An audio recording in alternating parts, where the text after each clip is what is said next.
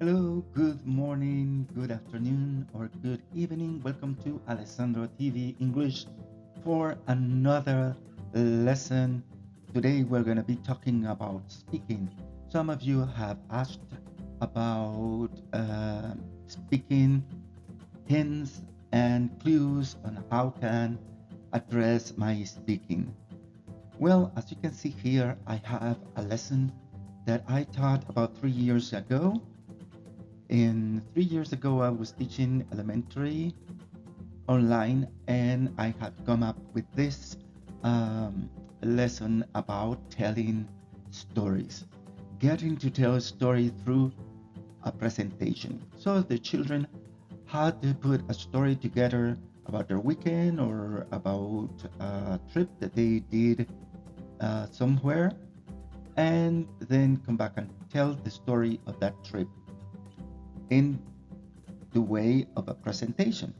And practically, that's what we do when we present a story or we want to tell about events that happened in the past. So let's go there. Don't forget to click I like and subscribe so you can keep receiving more content of this kind here in Alessandro TV English. So let's go there. All right. First thing that we're going to talk today is that we will talk about telling stories. As you can say, a story is an account of something that happened in the past, either true or made up. So this could be fiction or non-fiction. When we have non-fiction, we are talking, for instance, the story of Toy Story and Buzz Lightyear. We can talk about Little Red Riding Hood, which are stories that are made up. As you can see on the other pictures, you can tell a story about your daughters getting a new dog, or you can talk about grandma cooking or baking cookies with her granddaughter. So,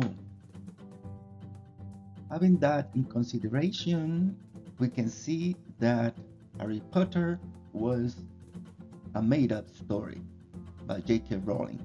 Okay, she created the characters, she created the situations and everything, and then she tells you the story in the book. And usually, what she uses is the simple past. But let's see and how we're gonna do it. Today, we'll learn to organize story. And when we say the story, it's meaning those events that happened in the past, you need to put them in order, in a sequence, and in a coherent way so we can tell it. It's the same thing with speaking. We organize our thoughts coherently and we put it out, and communicate it. We learned to use the past simple during the previous classes, and today we're going to learn to use linkers or discourse markers. Discourse markers are all these transitional words that I'm going to be using to organize my story or the sequence of events that I want to tell or the sequence of thoughts that I want to tell. Then we learn to share our opinion about the story or the events that we are asking for. We'll do this so you can tell story. Let's move there. Story can be about what we did today, or last weekend, or last year, or I can tell history when I talk about past events like Napoleon Bonaparte did this and that, blah blah, and I bring the events to the foreground. I bring them to the foreground, retelling those events or those facts. For instance, if I tell you what did you do last weekend, if I ask you or ask someone or you ask me, last weekend I went to the museum. I went to an artist exhibition. Last Christmas, I played soccer with my younger brother. Yes, I played with his friends. Now, this afternoon I ate lunch that had rice and meat. Notice that I'm talking about a recent event that happened this afternoon. Now, today. Or this morning I ate breakfast. I had bread, milk, and nothing else. Well, so here I'm telling you the story about having breakfast and what I had for breakfast. So usually the answer will be something I did something interesting, or I did not do or something interesting, or something not interesting at all. So habits continuous. Questioning your teacher. You will come and tell me, teacher, what did you do last night? Nothing. Let me think. Nothing.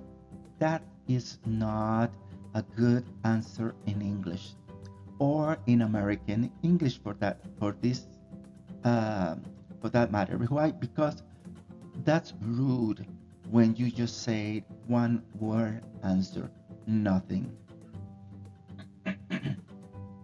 Excuse me. Okay, teacher, what did you do last night? Nothing interesting, but I bought a 4 cheese pizza with lots of tomatoes and olives because these are my favorite toppings. My favorite toppings. So I don't leave you kind of thinking, I don't know what he means, but nothing. So you need to explain that nothing.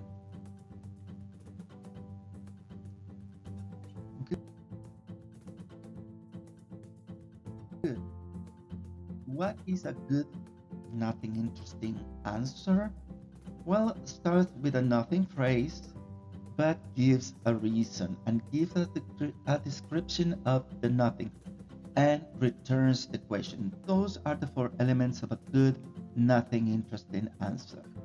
Starts with a nothing phrase, gives a reason, and gives a description of the nothing that you did. And then, how about you? Let's see the example down here. Teacher, what did you do last night? Nothing special. I sat on my couch and watched a movie on night TV on Netflix. How about you? And notice how I'm returning the question to you. So, letting you express your thoughts and feelings about last night. Okay, so we have an interaction.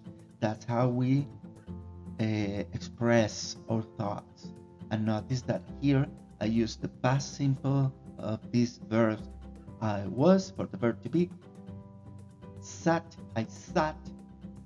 The verb to sit and verb to watch. I watched a movie on Netflix.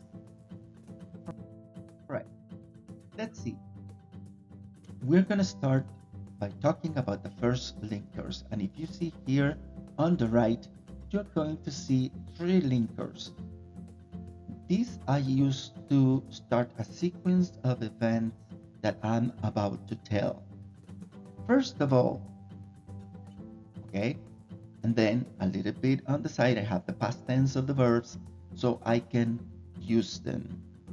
Notice that I have 2 regular verbs, needed and watched, and then I have the other irregular verbs in the past tense. Now, let's read it together.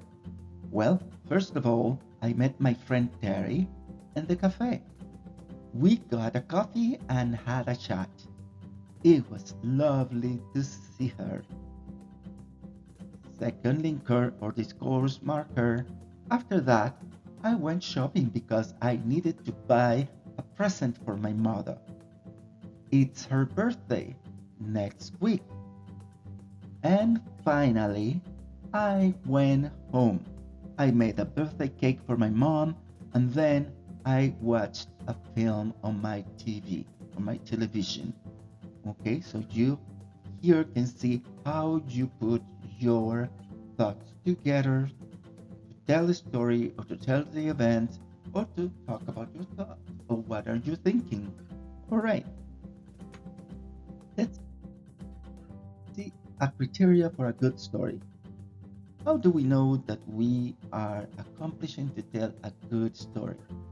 Number one, it should have a beginning, middle, and end. It should use the past simple for the main actions of the story that happened in the past. It doesn't matter what past. Recent past, medium, past, let's say it like last week, last month, last year, and for the long way past, very far past, far away past. You can say then use the past simple for the main verbs. It should be easy to follow because of these linking words or discourse markers. You should use adjectives to share your opinion. How to tell, how you feel, and use a lot of descriptive words. So let's practice. Let's prepare our story. See the pictures here with the friends, house, grandma's house, and then the kids after their bike ride. Let's see.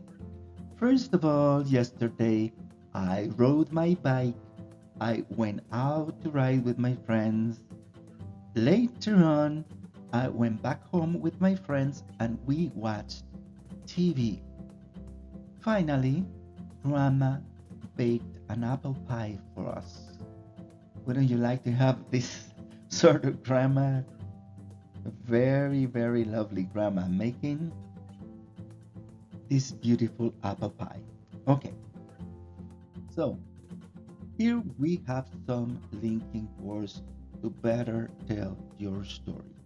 Some commonly used linking words are and when you want to add, for when you give a reason what for something is, but when you want to create context, when you want to tell two events that happen at the same time. Like Rodrigo has eaten the pizza when we got there. Okay, so he was eating the pizza as we were getting there. Because when you give a reason before, if you want to state an event that happened before, also, so I also did this, or I also did that, as well as if I were saying I like so much spaghetti as well as steak. Although when I want to create contrast to, and if I want to put a conditional, if the food is warm, I will eat it. I don't like cold food. All right. Excuse me. Here we have other kind of discourse markers. How would you use the following linking words or discourse markers to better write or retell your story? Let's see. And we saw, and furthermore, I need to add more. Furthermore, meaning besides that, and besides that is a discourse marker too. So I use to, in addition to, also, and as well as. So you get the idea how to use this so you can better state your thoughts, state your stories, or your retelling of the past events. Now, let's review this. I can tell a story about my day. I can politely say I did nothing. How what I learned today can help me answer politely, where don't say just what did you do yesterday? Nothing. Nothing. That seems like You don't even ask. I don't want to talk about that. Don't ask me. And that's not very well seen in American culture. So, how can I practice this outside of class? Well, I'm going to put my thoughts in order. Use these course markers to make a coherent story. Let's see what we learned today. Today we learned how to organize the story, use the past simple, use linkers or discourse markers to organize the story, share our opinion of a story. And with this, my friends, we are closing this beautiful class. Thank you so much for being here. Don't forget to like and subscribe. And until next time, where we'll be here at Alessandro TV English to examine a new class. Bye.